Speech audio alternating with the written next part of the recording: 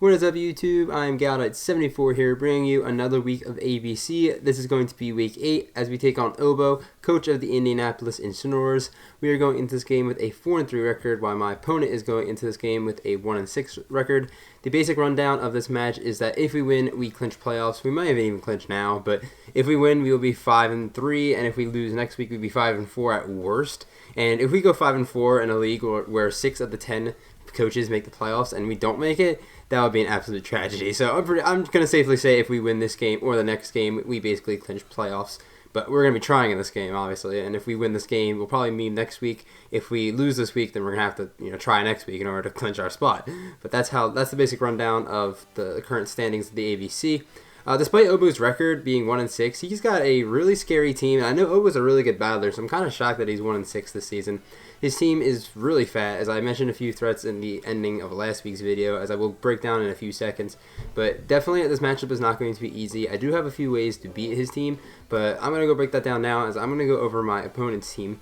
My opponent, Obo, this week has a roster that looks like Megalodios, Celesteela, Milotic, Mimikyu, Blissey, Chestnut, Alolan Persian, Rotom Frost, Furfrou, Chimecho, Magmar, and Shelgon, with his Z crystals being the Darkinium Z and the Ferium Z, which are pretty two damn good Z crystals considering one of them is completely random.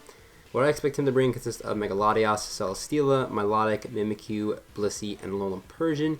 He could drop something for the Furfrou because Furfrou is really annoying for my team with Cotton Guard and stuff like that.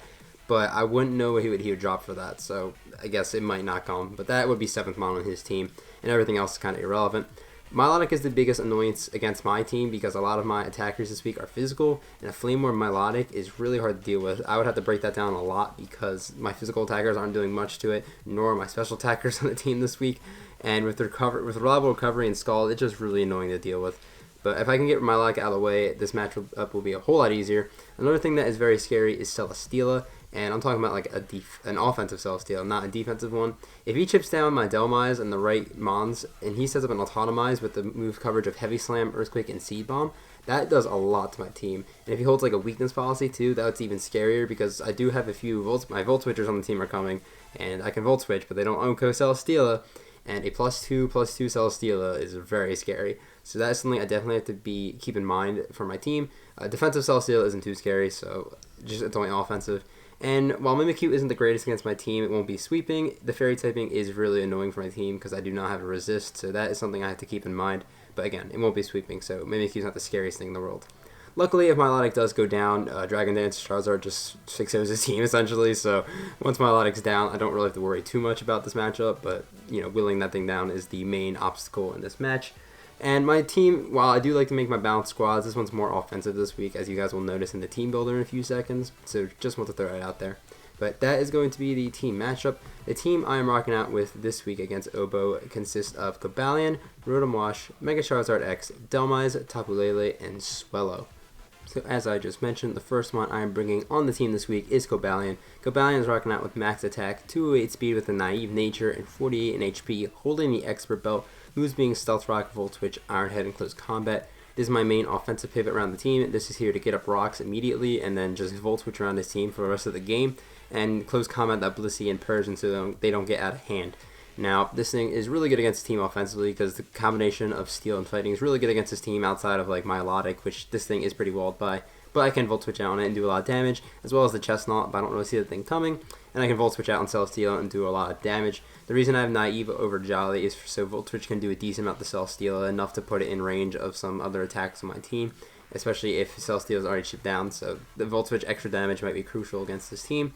And again, fighting coverage is really good against this team because he's got a lot of things weak to fighting and not a crazy amount of switch-ins to it. Again, Milotic, I said it a billion times, and Chestnut, but outside of those two, he doesn't have the greatest switch-ins to this thing.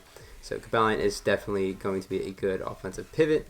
Next up, we have Rotom Wash. Rotom Wash is rocking out with max HP, 116 to attack with a modest nature, and 144 in speed with the Rundo Berry, moves being Volt Switch, Thunderbolt, Defog, and Pain Split. I did not need the Hydro Pump because the only thing weak to Hydro Pump is Magmar, and Thunderbolt and Volt Switch just do enough to it anyway, so I wasn't really worried about that.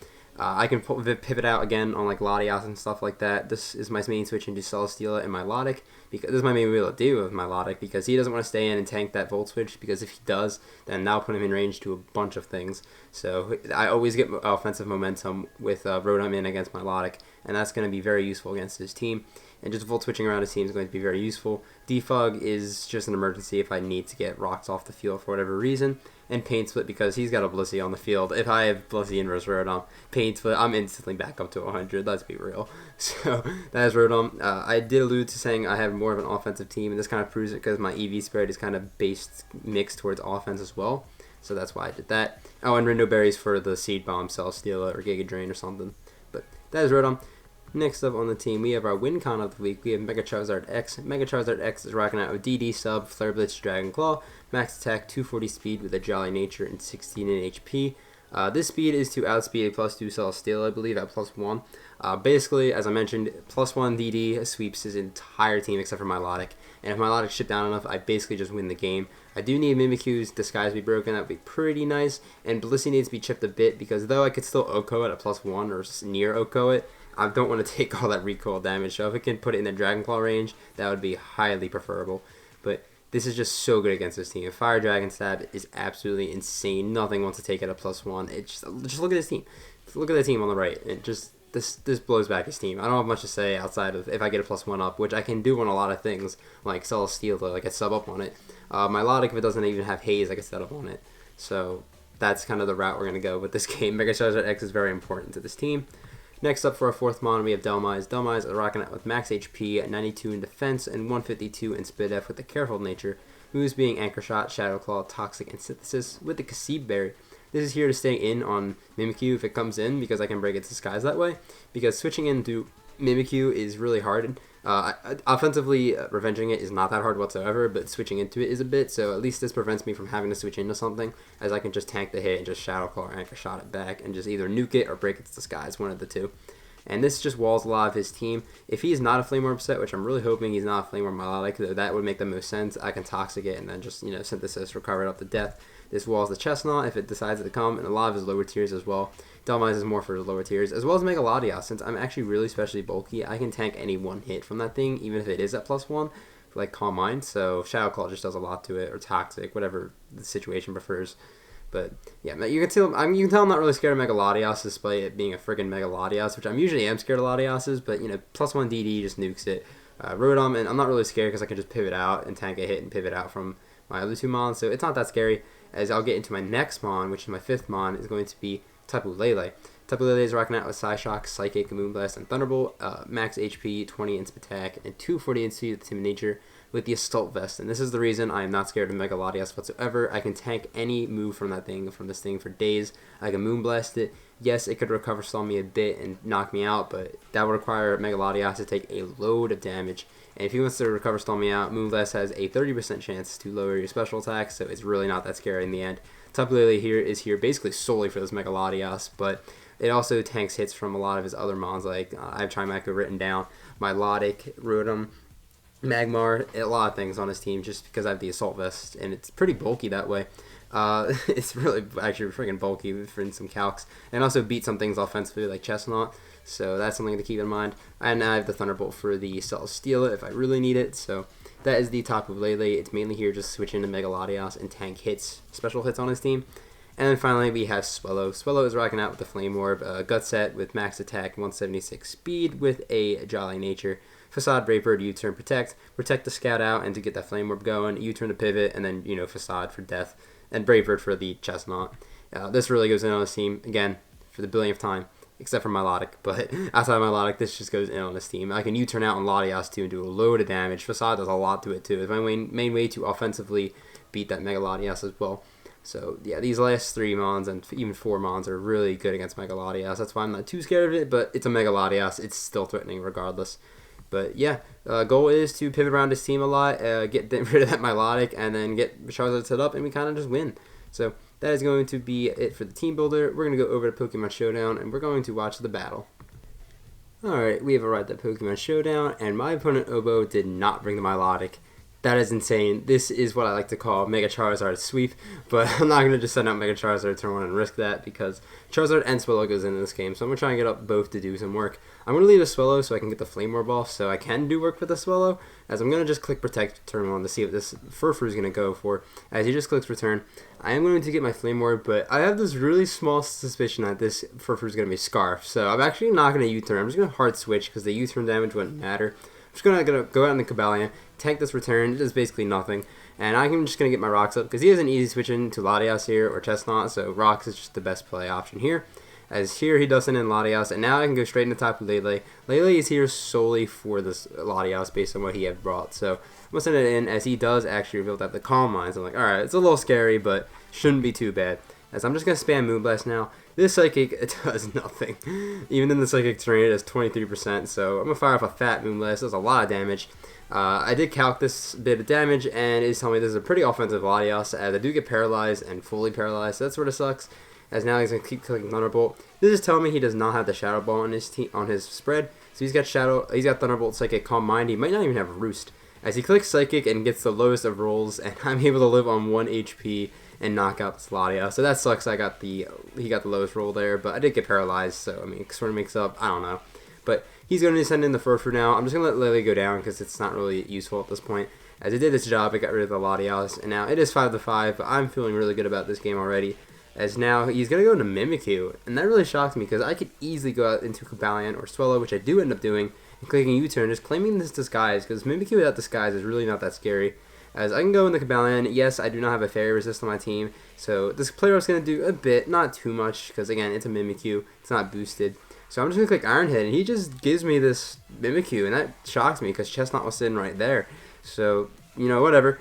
He goes out into Celesteela. He did say in the chat that he did bring the wrong Celesteela set, so I do apologize for that. I don't know what type of set he would have brought, because you're going to see here, he actually busts out the Leech Seed, so he's probably just like, you know, Seed Protect, the Heavy Slam type of set, so which is not really good against my team.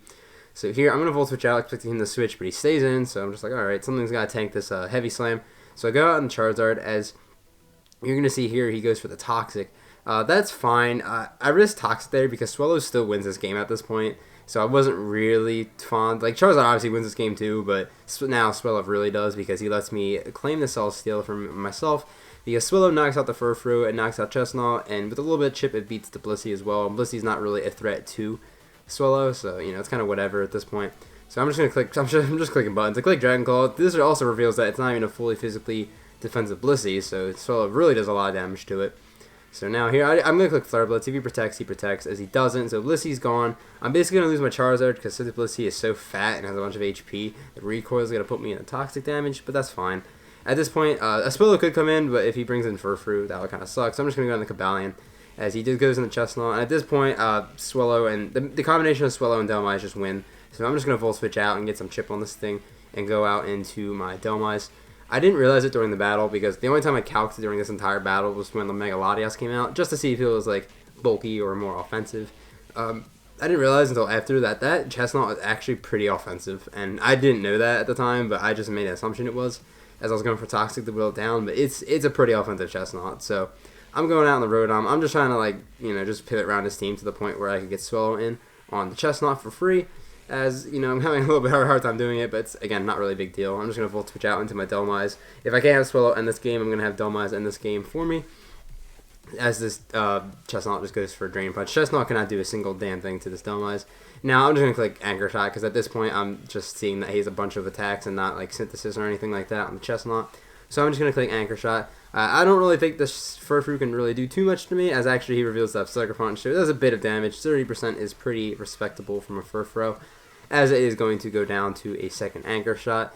And again, at this point, it's just GG, because Swellow does beat this Chestnut, but I'm going to stay in and see if I can live these Chestnut hits, as he gets a crit on my Dhelmise, so if he gets another one, he actually can knock me out. His Anchor Shot only does 32%, which it's a lot, but since Dhelmise is just Dhelmise, Chestnut's naturally bulky, so it can tank the hit. But I do tank it out Thunder Punch, and I am going to knock out this Chestnut, and we are going to win this game solidly with a 4-0 victory. So GG to Obo. Not only did that game seal us a playoff spot in this league, but it also sealed us a guaranteed going positive record, because if we win next week, we'll be 6-3, and if we lose next week, we'll be 5-4. So regardless, we'll go positive, and in this league, if you go positive, you make the playoffs essentially. So that's how it's going to be. One more time, GG to Obo. Make sure to go check out his link in the description below. He has also been uploading the ABC, so I'm looking pretty forward to his side of the battle, as well as all the other coaches in the description below. Their links will be down there. Next week, we take on Super Salmons, coach of the Portsmouth FC, I believe that's how you say it. He also has a pretty good record, so we will probably be memeing next week, so make sure to go look out for that.